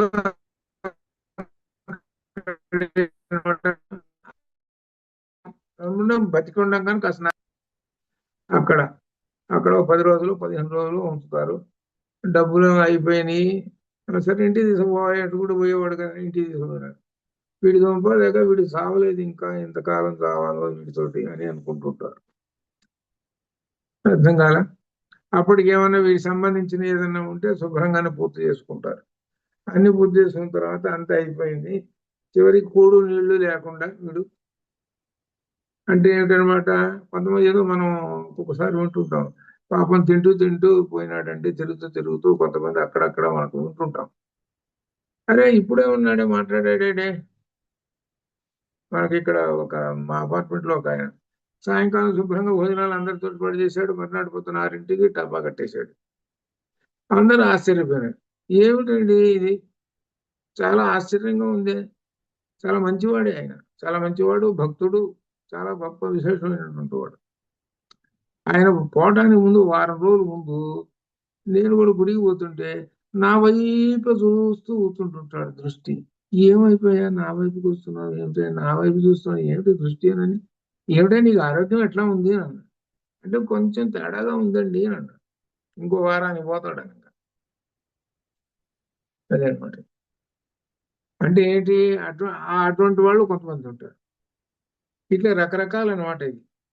కాబట్టి అజ్ఞాని అనేటువంటి వాడు అంటే అజ్ఞాని జ్ఞానము పట్ల విముఖము అని అర్థం. అది జ్ఞానము పట్ల విముఖంగా ఉన్నవాడు. ఇప్పుడు నేను చెప్పిన ఆయన జ్ఞానం పట్ల విముఖం కాదు. ఆయన నన్ను చూసాడంటే నమస్కారం అండి, నేను చూసి ఓ ఇంకేందో బ్రహ్మాండం. వాస్తవానికి మంచి భక్తుడు అట్లా. సరే అయిన తర్వాత అసలు కొంతమంది ఉంటారు, ఏమిటో నేను చెప్పాను కొబ్బరి చెప్పు బాబుతూ, అదే అనమాట. ఈ రెండోది ఇంకేం లేదు. ఇంక వాడికి నేను కొంతమంది చాలా మందిని చూశాను కాబట్టి నేను చెబుతున్నా. అది అటువంటి వాళ్ళు ఏంటి, అజ్ఞానం రోగాన్ని పడతారు. నేను కొంతమందిని చూశాను, విన్నాను కూడా. ఈ పిల్లలు ఏం చేస్తారు తెలుసు, ఈ దొంపదగా వీడికి సేవ చేయాల్సి వస్తున్నది అని చెప్పి ఇప్పుడు వచ్చినాయి కదా వృద్ధాశ్రమాలు వచ్చినాయి కదా, ఇవి ఆ వృద్ధాశ్రమాలు వారేస్తారు 4 డబ్బులు కట్టి. అర్థం కాదా. అది అయిపోయి ఇంకా ఇంకా ఇంకా బతికున్నాడు ఆయన. అది ఏమిటంటే చివరికి తాను ఏంటి, ఇటువంటి వాళ్ళు ఉన్నారే అజ్ఞానము, ఇటువంటి వాళ్ళు చివరి రోజుల్లో నరకం అనేది ఏందో ఇక్కడే అనుభవించుకొని చివరి రోజుల్లో కూడు నీళ్లు లేకుండా, అంటే అర్థం ఏంటి, నీళ్ళ లోపలికి పోవు, అన్నమా లోపలికి పోవు, కానీ బతికుంటాడు. ఏమంటే పోయినాడా, పోలేదయ్యా ఇంకా బతికే ఉన్నాడా అని అంటాడు డాక్టర్. విడుదం పద ఇంకా పోలేదు చివరికి. అంటే ఎంత నిరసావు అంటారు. ఈ నిరసావు తెచ్చేవాళ్ళు చాలా మంది ఉన్నారు. డబ్బులు ఉన్నాయి వాళ్ళకి డబ్బులు బాగానే ఉన్నాయి. డబ్బుల కోసమే బతికారు. ఎందుకు, ఈ డబ్బుల్ని దొంగోడు ఎత్తుకుపోతాడేమో, దొంగోడు అంటుంటారు. రాత్రిపూట కళలోకి వస్తుంటారు, దొంగోడు ఎప్పుడు ఎత్తుకుపోతాడో ఈ మూటలు నేనని. అటువంటి వాళ్ళందరూ కూడా ఇదిగో ఇట్లా చస్తారు అని చెప్పారు ఈ లోకంలో. ఇది అట్లా. అందుకని సుఖమశ్నుతే, గీతలో చెప్పాడు సుఖమశ్నుతే. సుఖమశ్నుతే అంటే సుఖం అంటే అర్థం శుభ్రంగా ఫ్యాన్ వేసుకొని పరుపు మీద పడుకోవటం కాదు సుఖం అంటే. సుఖమశ్నుతే అంటే మోక్ష సుఖము అని అర్థం. లేకపోతే జ్ఞాన సుఖము అది అర్థం. ఆ దాన్ని పొందాలి అని చెబుతున్నారు. అది ఇక్కడ మనకు ఉపనిషత్తు చెప్పేదే అది. అసలు ఉపనిషత్తు చెబుతున్నటువంటిది అది. కాబట్టి జ్ఞానం, అందుకనే ఈ యజ్ఞయాగాది క్రతువులు చేసినా గాని నీవు ఏమిటంటే ఫలాన్ని ఆశించకుండా చెయ్యము అని చెప్పాడు. అదే మనకు దీనిలో గీతలో కూడా చెప్పాడు, కర్మణ్యేవాధికారస్తే మా ఫలేషు కదాచన. అదే అనమాట. మనం చేసేటువంటి ఈ పుణ్యకర్మలు కూడా అన్ని కూడా కర్మణ్యేవాధికారస్తే మా ఫలేషు కదాచన అని చెప్పాడు. అలా చేస్తే నీకు కర్మలు అంటవు. లేకుండా చేస్తుంటే నువ్వు ఎన్ని కర్మలు చేసినా కానీ నీకు మాత్రం అంటుతూనే ఉంటుంటుంది కర్మలు. అందుకోసం మళ్ళీ పుట్టాలి, మళ్ళీ చేయాలి, మళ్ళీ పుట్టాలి. అందుకని ఏంటంటే కర్మలు చెయ్యి, కానీ నీవు మాత్రము వాటి ఫలాలను ఆశించకుండా చేయము. ఆ చేసినప్పుడే నీకు చిత్తశుద్ధి కలిగి నీకు మోక్షం ప్రాప్తిస్తుంది అనే విషయమే ఇందులో మనకు వేదం చెప్పింది. అదే శంకర విజయంలో చెప్పేటువంటి ప్రధానమైన అని ఈ విధంగా చెబుతూ ఇప్పుడు మీకు తత్వమసి అనేటువంటి దాన్ని అర్థం చెబుతున్నాను. ఈ తత్వమసి అనే దానికి అర్థం జాగ్రత్తగా పట్టుకొని మరలా రేపు అడిగినప్పుడు ఎంతమంది చెబుతారో చూద్దాం. తత్వమసి, ఈ తత్వమసి అనేటువంటి దానిలో తత్వం అసి అనేటువంటి 3 పదాలు ఉన్నాయి. ఈ 3 పదాలు ఎంత తీసుకొచ్చింది మనల్ని? ఇన్ని పేజీలు తీసుకొచ్చింది. 3 పదాలు ఇది అర్థం చేసుకోవడం కోసం ఇదిగో మనం 7 రకాలైనటువంటి దృష్టాంతాలు చెప్పుకుంటూ వచ్చాం. ఉన్నది 3 పదాలే, తత్వం అసి. దీని యొక్క విశేషం ఏంటంటే ప్రతి పదానికి వాచ్యార్థము లక్ష్యార్థము అని ఉంటాయి. వాచ్యార్థము లక్ష్యార్థము అని ఉంటాయి. ఉదాహరణకి ఎలా ఉంటుందనంటే, ఇప్పుడు ఉదాహరణకి వైదేహి అనే మాట ఉందనుకోండి. అంటే దానికి చెప్పండి అని అంటే విదేహ దేశపు రాజు కూతురు అంతే అర్థం. దీన్ని వాచ్యార్థము అంటారు. ఆయన ఏం చెప్పదలుచుకున్నాడు అని అంటే సీత పేరు చెప్పాలని అనుకున్నాడు. సీత అంటే సరిపోలా, ఇంకా వైదేహి ఎందుకు? ఎందుకంటే ఆమె విదేహ దేశపు రాజు కూతురు అని నలుగురు తెలియాలి. అందుకని సీత అనేటువంటి లక్ష్యార్థం. వాడి లక్ష్యం ఏమిటి? సీత అనేటువంటి మాట చెప్పాలి. అందుకని వైదేహి అన్న. వాచ్యార్థము లక్ష్యార్థము అనేటువంటివి ఉంటాయి. ఇది సంస్కృతం చదువుకున్నటువంటి వాళ్ళకి వస్తాయి. దీని అనమాట అలా వస్తుంటాయి అనమాట. అట్లనే ఇక్కడ కూడా తత్వమసిలో ముందు త్వముకి చెబుతున్నాం. త్వం అంటే నీవు అనేటువంటి అర్థం అనమాట. ఇది త్వం అంటే నీవు అని అర్థం. అయితే ఇక్కడ ఏం అర్థం చెబుతున్నాడంటే వాచ్యార్థం ఎలా ఉంటుంది అని అంటే త్వం అనేటువంటి దానికి పంచభూతాత్మకమైన శరీరము అని అర్థము. పంచభూతాత్మకమైన శరీరం ఇంద్రియాలతో కలిసి ఉంటుంది. పంచభూతాలే కదా ఇంద్రియాలు మనకి. మన ఇంద్రియాలు ఉన్నాయి, చెవులు, కళ్ళు. చెవులు ఏంటంటే ఆకాశం. పంచభూతాత్మకమైనటువంటి ఈ శరీరమే త్వం నీవు. అది అర్థం. నీవు అంటే పంచభూతాత్మకమైనటువంటి ఈ శరీరం అయితే ఏదైతే ఉన్నదో అదే నీవు కాదా? మరి పంచభూతాల నుంచి కదా వచ్చింది నీది, నీ శరీరం. కాబట్టి నీవు అనే దానికి అది అర్థము. అది అర్థం. దీన్ని ఏమి అంటారు? వాచ్యార్థము అంటారు. వాచ్యార్థము అంటారు. అయితే ఏం చెప్పదలుచుకున్నాడు అసలు? ఇందాక మనం చెప్పాం వైదేహి అంటే సీత అని పేరు చెప్పాలనుకోండి, దాని బదులు ఒక మాట చెప్పాడు. అట్టనే ఇక్కడ కూడా ఏం చెప్పదలుచుకున్నాడు? లక్ష్యం ఏమిటి? ఆయన యొక్క లక్ష్యం ఏమిటి? లక్ష్యార్థము అని అంటే జీవుడికి లక్ష్యమైన సచ్చిదానంద పరబ్రహ్మము. అది నీవు ఎవరనంటే సచ్చిదానంద పరబ్రహ్మానివి. త్వం అంటే సచ్చిదానంద పరబ్రహ్మానివి అని. నీవు జీవుడే, కానీ నీ గురించి చెప్పాలి అని అంటే లక్ష్యం ఏమిటి? నీలో ఉన్న సచ్చిదానంద పరబ్రహ్మము. ఆ సత్తుకే ఇంకొక పేరు, అంతేం లేదు. ఆ సత్తుకే ఇంకొక పేరు అనమాట. సత్ చిత్ ఆనంద. సత్ చిత్ ఆనంద. సత్ చిత్ ఆనందమే ఈ 3 కలిస్తేనే పరబ్రహ్మము. దాన్ని మనం సత్యం జ్ఞానం అనంతం బ్రహ్మ అని తైత్తీరంలో అన్నాడు. కాబట్టి త్వం అంటే లక్ష్యార్థం ఏమిటి? సచ్చిదానంద పరబ్రహ్మము. ఇది నీవు సచ్చిదానంద పరబ్రహ్మానివి నీవు అని అర్థం. అది అని చెప్పాలన్నమాట. ఇది త్వముకు అర్థం అనమాట. అది తర్వాత త్వం తత్ తత్ అనేటువంటి పదం ఉంటుంది. ఇది వాచ్యార్థం ఏమిటి అని అర్థం. ఇక్కడ వాచ్యార్థం ఏంటి తత్ కంటే ఈశత్వ సర్వజ్ఞత్వాలు అంటే ఈశత్వము సర్వజ్ఞత్వం అంటే సర్వజ్ఞుడు అని అర్థం. అనగా ఏంటి? పరమాత్మ సర్వజ్ఞుడు కదా. కాబట్టి తత్ ఎవరు అంటే ఈశ్వరుడు. ఈశ్వరుడు అంటే ఆయన యొక్క ఈశత్వము లేక సర్వజ్ఞత్వం. ఒక మాట చెప్పుకోవాలి, సర్వజ్ఞత్వము అంటే చాలు. తత్ అంటే సర్వజ్ఞత్వము. పైనేమో త్వం అంటేనేమో సచ్చిదానంద పరబ్రహ్మము అని చెప్పాడు. దాన్ని కలుపుకోవాలి ఈ మాటతోటి, తత్తుతోటి కలుపుకోవాలి. ఏంటి తత్తుతోటి కలుపుకుంటే సర్వజ్ఞత్వములు. అది అది ఇప్పుడు తత్తు త్వము రెండు వచ్చినాయి అనే తత్తుల లక్ష్యార్థం ఏమిటంటే సచ్చిదానంద పరబ్రహ్మం. అది మామూలే. అక్కడ ఎట్టయితే సచ్చిదానంద పరబ్రహ్మం వచ్చాడో ఇక్కడ త్వములో, అట్టనే ఇక్కడ తత్తులో కూడా సచ్చిదానంద పరబ్రహ్మము. ఇక్కడ ఎక్స్ట్రాగా వచ్చింది ఏంటంటే సర్వజ్ఞత్వము అని. నీ సచ్చిదానంద పరబ్రహ్మం అయ్యా నీవు. ఆ తత్ అంటే ఏమిటి? సర్వజ్ఞత్వం ఉన్నది నీకు అని చెబుతున్నాడు. అని చెబుతున్నాడు. సరే, అయిపోయిన తర్వాత అసి అనేటువంటిది ఇంకొక పదం ఉన్నది. దీనికి వాచ్యార్థం ఏమిటంటే తత్వం రెండు పదార్థాలు కలిపితేనే. ఇది వాచ్యార్థం, డైరెక్ట్ మీనింగ్. డైరెక్ట్ అసి అనేది క్రియాపదం. ఇది దీనికి రెండు అర్థాలు ఏం లేదు. అది అసి అనేది క్రియాపదం.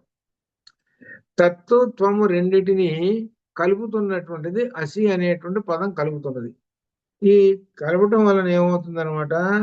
నీలో ఉన్నటువంటి సచ్చిదానంద పరబ్రహ్మము సర్వజ్ఞము, సర్వజ్ఞుడైనటువంటి సచ్చిదానంద పరబ్రహ్మము నీలో ఉన్నాడు. అది చివరికి దీని సచ్చిదానంద పరబ్రహ్మం ఉన్నాడే ఆయన సర్వజ్ఞత్వం, సర్వజ్ఞుడు. సర్వజ్ఞుడైనటువంటి సచ్చిదానంద పరబ్రహ్మము నీలో ఉన్నాడు. అంటే ఈ పేర్లు మనం చెప్పుకునేటప్పుడు సత్ అని చెప్పుకుంటున్నాము, పరమాత్మ అంటున్నాము, బ్రహ్మము అంటున్నాము. ఈ పదాలు మాత్రం ఇంకొన్ని చెప్పుకుంటాం. ఈ పదాలన్నీ కూడా ఎవరిని సూచిస్తుంటాయి అంటే సచ్చిదానంద పరబ్రహ్మము లేక సత్యం జ్ఞానం అనంతం బ్రహ్మ, ఆ బ్రహ్మమును సూచిస్తూ ఉంటుంటాయి. అది ఎవరు? ఆ బ్రహ్మం ఎక్కడ ఉన్నాడు? ఎవరంటే నీవే అంటున్నాడు. అది ఎదురుగా కూర్చున్న శ్వేతకేతువు ఉన్నాడే, ఆ శ్వేతకేతువుకు చెబుతున్నాడు సచ్చిదానంద పరబ్రహ్మము నీవేను అని చెప్పాడు. అంతే, సచ్చిదానంద పరబ్రహ్మాన్ని నీవేను అన్నాడు. ఆ ఎక్కడ ఉన్నాడు సచ్చిదానంద పరబ్రహ్మం? ఎక్కడ ఉన్నాడు అంటే నీలోనే ఉన్నాడు. అది నీలోనే ఉన్నాడు గనక తెలుసుకో. ఆ తెలుసుకోవడానికి ఏంటంటే చూడు అంటే దాని అర్థం అయితే లోపల అంతర్దృష్టిలోకి వెళ్ళిపో, వెళ్ళి చూడు అని చెబుతున్నాడు. అంతర్దృష్టిలోకి వెళ్ళి లోపలికి వెళ్ళి చూడు అని చెబుతున్నాడు. అలా చూడాలి అని అంటే ఏమిటనమాట? నీకు క్రమంగా నువ్వు జ్ఞానం సంపాదించుకోవాలి. జ్ఞానం ఎక్కడి నుంచి వస్తున్నదయ్యా అని అంటే గురువుని పట్టుకోవాలి. అట్లా ఈ విధంగా వరుసగా ఒక్కొక్కటి వస్తుంటే అప్పుడు నాలోనే పరబ్రహ్మం ఉన్నాడు అని విషయం. అందుకని ఇక్కడ పరమాత్మ ఎక్కడో లేడు, నీలోనే ఉన్నాడు. అదే అన్నమాట. ఆ పరమాత్మను దర్శించుకోవటమే రామాయణంలో రాముడిలో ఉన్నటువంటి పరమాత్మను దర్శించుకొని వాళ్ళందరూ కూడా సాక్షాత్తు శ్రీమన్నారాయణుడు వచ్చాడంటే అని అన్నారు. వాళ్ళు దర్శనం చేసుకున్నారు. ఎందుకంటే భక్తులతోటి ఉన్నారు కదా, భక్తి జ్ఞానం ఉన్నది కాబట్టి అర్థం చేసుకున్నారు. అట్లనే మనలో ఉన్నటువంటి ఆ పరబ్రహ్మాన్ని దర్శనం చేసుకోవటం. మొట్టమొదట ఏం చెబుతున్నాడు? నిన్ను నువ్వు దర్శనం చేసుకో ముందు, తర్వాత సంగతి అని అన్నాడు. నిన్ను నువ్వు ఉద్ధరేత్ ఆత్మన ఆత్మాన ఆత్మానం అవసాదం ఇది అని చెప్పాడు. ముందు నువ్వు సంగతి చూసుకో, ముందు నీ సంగతి. ముందు నీ సంగతి చూసుకుంటే తర్వాత ఇక అన్ని విషయాలు తెలుస్తాయి. అది నేనేమిటి, అదేమిటి, ఇదేమిటి అనేటువంటిది అన్ని తెలుసు. బాగా నిద్రపోయినావు, గాఢంగా నిద్రపోయినావు, శుభ్రంగా 6 గంటలు 7 గంటలు నిద్రపోయినావు. మర్నాడు పొద్దున్న లేచావు. లేచిన తర్వాత శుభ్రంగా కారు వేసుకొని బ్రహ్మాండంగా పోతున్నావు, వస్తున్నావు, తిరుగుతున్నావు, అన్ని బాగానే ఉన్నాయి. డ్రైవింగ్ ఎట్ట చేతవు, అన్ని చేతవు, అన్ని విషయాలు తెలుసు, కంప్యూటర్ తెలుసు, అన్ని తెలుసు. మరి నిద్రపోతున్నావే 6-7 గంటలు, అప్పుడు ఏమైనా ఇవన్నీ? మర్నాడు పొద్దున 6 కాగానే పొద్దున లేచి అన్ని బ్రహ్మాండం చేస్తున్నావు. ఇవన్నీ ఎక్కడి నుంచి వచ్చినాయి? ఎక్కడికి పోయినాయి? నిద్రపోతున్నప్పుడు ఎక్కడ కూర్చున్నాయి ఇవన్నీ? అది మొట్టమొదట ఇట్లా పట్టుకోవాలన్నమాట. అంటే అప్పుడు తెలుస్తుంది అనమాట. ఒక్కొక్కటి అన్వేషణలోకి వేస్తాడు. అది ఈ అన్వేషణలోకి వచ్చి ఈ శరీరాన్ని గురించి మొత్తం తెలుసుకుంటాడు. ఈ శరీరం ఎట్టా వచ్చింది ఏమిటో అంతా తెలుసుకుంటాడు. ఆ శరీరం రావడానికి, ఈ శరీరం ఇట్లా ఆధారంగా నిలబడి ఉండటానికి లోపల ఉన్నాడు, అణువంత ఉన్నాడు. లోపల అణువంత ఉండి ఈ శరీరాన్ని నడుపుతూ ఉన్నాడు. ఇది అర్థం. ఈ శరీరాన్ని నడుపుతూ ఉన్నాడు అనేటువంటి విషయం అప్పుడు గ్రహిస్తాడనమాట. అప్పుడు తనకి తానే ఏమనుకుంటాడనమాట, నాలో పరమాత్మ ఉన్నాడు, కూర్చున్నాడు కనుకనే ఇదిగో నేను ఇంత పని చేయగలుగుతున్నాను, ఇంత చేస్తున్నాను, అంతేగాని నేను నిమిత్త మాత్రం భవ సవ్య సాచిన్ అని అన్నాడు కదా. అప్పుడు అనుకుంటాడు ఈ శరీరం కేవలం నిమిత్త మాత్రము, లోపల ఉన్నటువంటి ఆయన నడుపుతూ ఉన్నాడు, ఆయన వల్లనే ఇదన్నమాట. ఆయన చుట్టూనే ఇవన్నీ కూడా. అందుకని మనకి ఇంత గుణం అన్ని కూడా చెప్పుకుంటూ వచ్చేసినాయి. కళ్ళు, చెవులు, మనస్సు ఇవన్నీ సమ్మె చేసినాయిట.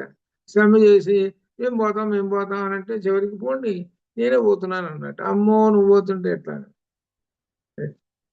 లోపల అసలు ఆయన కూర్చున్నాడు కాబట్టి మహారాజు గారు ఉన్నాడు కనుకనే అందరూ పనిచేస్తుంటారు. ఇప్పుడు చూడండి, కలెక్టర్ ఆఫీస్ అన్నారు, కలెక్టర్ లేడండి ఓ సంవత్సరం, మీరందరూ పనులు చేయండి అంటే ఒక్కడు పని చేస్తాడా?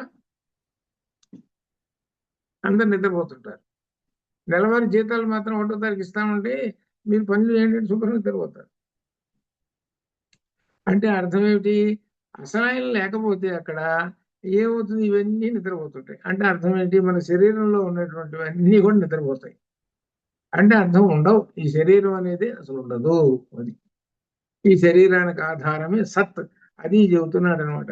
ఈ చెప్పి దీనిలో తత్వమసి శ్వేతకేతులో ఈయన చెప్పినటువంటిది చివరిది ఏంటంటే ఇదంతా కూడా ఇంకొకటి కూడా ఉన్నది. ఏంటి? మనస్సు అనేటువంటిదాన్ని 7వది ఉంది అనమాట. 7వది రేపు చెప్పుకుంటాము. ఈ మనిషి మనస్సు, ఇప్పుడు మనం చెప్పుకున్నామే మనస్సు, అది రేపటితోటి పూర్తవుతాడు. 8వది లాస్ట్ లో కూడా ఉన్నది. రేపటితోటి ఈ తత్వమసి పూర్తయిపోతుంది. కాబట్టి తత్వమసిలో త్వం, తత్వ లక్ష్యార్థములు. త్వం అనే దానికి వాచ్యార్థము పంచభూతాత్మకమైన శరీరం, లక్ష్యార్థమేమో సచ్చిదానంద పరబ్రహ్మము, తత్ అనే దానికి వాచ్యార్థమేమో సర్వజ్ఞత్వము, లక్ష్యార్థమే సచ్చిదానంద పరబ్రహ్మం. అసి అనేటువంటిది ఏమో ఈ 2 పదాలు కలిపేటువంటిది, తత్వత్వం అనే 2 పదాలు కలిపేటువంటిది అసి అనేటువంటి క్రియాపదము. ఇది మనకి అట్లా అనమాట. ఇది అందువల్ల శుభం భయాతో రేపు చూద్దాం. రేపు బుధవారం కదా, రేపటితోటి ఈ తత్వమసి అయిపోతుంది. అది శుభం భూయాత్. పూర్ణమద పూర్ణమిదం పూర్ణాత్ పూర్ణముదచ్యతే పూర్ణస్య పూర్ణమాదాయ పూర్ణమేవావశిష్యతే. అశుభోమా సద్గమయ తమసోమా జ్యోతిర్గమయ మృత్యోర్మా మృతంగమయ. ఓం శాంతి. శుభం భూయాత్.